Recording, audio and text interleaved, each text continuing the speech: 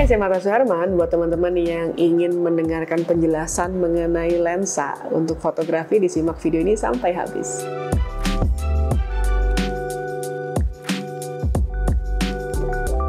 Makasih banyak buat teman-teman yang udah kirim email ke martasuherman@gmail.com. Hari ini saya sudah memilih satu buah email untuk dibahas. Email ini datang dari Andes Prayuda, andesnanda2@gmail.com. Nah, di sini ada pertanyaan. Selamat siang, Cimarta. Perkenalkan, saya Andes dari Kerinci, Jambi. Saya ingin bertanya, di pasaran banyak lensa yang ditawarkan dengan bukaan besar tangguh di keadaan low light. Apakah lensa tersebut hanya diprioritaskan untuk foto-foto potret? Karena menurut saya, jika digunakan untuk foto landscape dalam kondisi low light, justru tidak akan memberikan hasil yang tajam menyeluruh.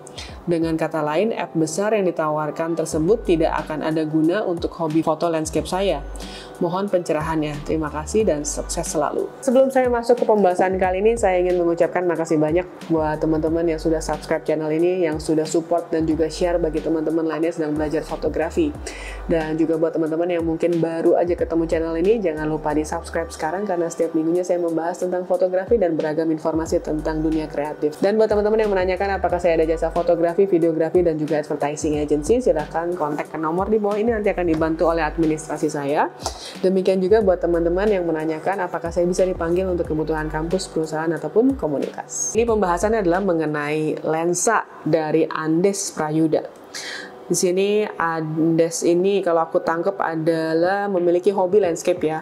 Jadi hobi landscape, kemudian banyak promo lensa yang ditawarkan dengan bukaan besar dengan keadaan tangguh di low light. Iya, kalau aku boleh berkomentar, sebenarnya saya cukup setuju dengan apa yang dijelaskan sama Andes. Foto landscape itu memang tidak membutuhkan bukaan besar ya. Karena biasanya foto landscape itu biasanya kita menggunakan aperture di sekitar 8 sampai 16 gitu ya. Kita nggak butuh sampai 1,2, 1,4, kita nggak butuh itu sih. Tapi di sini ada beberapa hal yang aku bisa coba jelaskan kenapa orang-orang mungkin memiliki offering-offering yang mungkin beragam ya zaman sekarang gitu. Kalau saya pribadi, saya sendiri juga suka banget sama foto landscape gitu ya. Sejauh perjalanan saya motret landscape memang jarang banget pakai kondisi di mana saya pakai bukaan besar gitu. Tapi di sini pastinya ada beberapa teman-teman yang memang memiliki profesi yang mungkin berbeda-beda ya. Jadi misalnya ada fotografer wedding gitu ya, fotografer wedding yang mungkin mereka butuh meletakkan modelnya itu dengan kondisi lingkungan di sekitarnya yang misalkan dibawa ke Labuan Bajo, dibawa ke Bali, ke Lombok atau apa. Nah, biasanya kan kalau fotonya potret muka aja, ngapain lo jauh-jauh ke Bajo kalau cuma muka doang yang kelihatan gitu ya. Jadi biasanya kita akan memotret bukan cuma landscape-nya aja, tapi memang kita memasukkan manusianya di dalam sini sebagai bagian dari cerita gitu ya. Nah, itu mungkin akan memberikan offering yang cukup baik untuk teman-teman yang melakukan profesi ini sebagai wedding photographer yang memotret model-model ini dimasukkan ke dalam alam, kombinasi antara talent dan juga nature-nya, alamnya. Dan juga mungkin ada teman-teman juga yang di ranah fashion kan zaman sekarang banyak banget ya, beragam gitu, nggak cuma dalam studio, tapi juga banyak banget fashion yang diambil di Papua, dia ngambil culture-nya juga di sana. Jadi itu mungkin yang akan membantu ya buat teman-teman yang memang membutuhkan foto-foto seperti landscape. Dia juga butuh bukaan-bukaan yang besar, jadi kayak tajam di model tapi background-nya pegunungan ya, bukit-bukitnya mungkin agak sedikit lebih ada bokehnya gitu. Jadi aku percaya setiap fotografer itu punya kebutuhan yang berbeda-beda. Nah, segmentasi yang kamu bahas mengenai lensa yang ditawarkan dengan bukaan-bukaan besar yang tangguh dalam keadaan low light itu, saya nggak tahu karena ini nggak ada informasinya itu lensa-lensa di ukuran berapa ya. Apakah di lensa wide, apakah di lensa zoom gitu ya, itu karena pasti punya purpose yang berbeda-beda. Apakah ini untuk seorang fashion photographer, wedding photographer, atau dia juga diperuntukkan memang khusus hanya untuk landscaper gitu ya. Tapi biasanya kalau landscape jarang ya, gitu, jarang banget.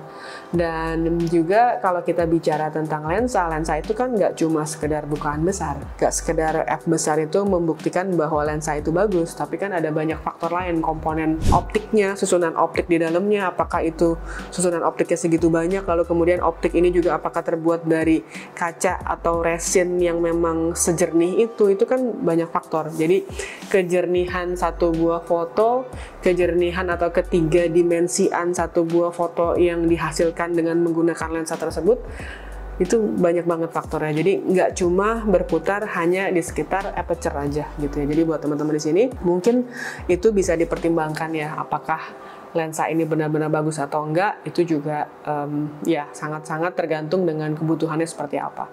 Sama balik lagi, biasanya fotografer juga beda-beda ya.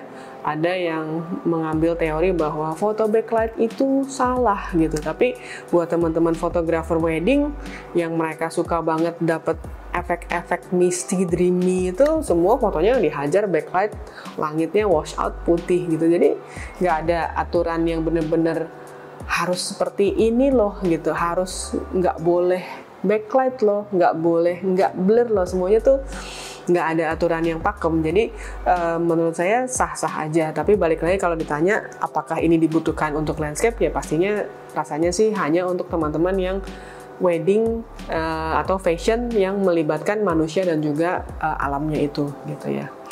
Nah, di sini kalau kita bicara yang lain lagi, mungkin ada beberapa poin juga ya. Kalau memang ada beberapa yang memang ingin menampilkan portrait banget, lalu kemudian juga di belakangnya itu kita maksimalkan gitu ya, apa namanya, dengan bokeh-bokeh gitu. Tapi biasanya sejauh pengalamanku di fashion juga jarang yang bener-bener kita pakai bener-bener creamy banget. Biasanya juga enggak, karena mereka tetap masih pengen, ngapain gue jauh-jauh ke sini kalau alamnya dibuat blur semua gitu ya.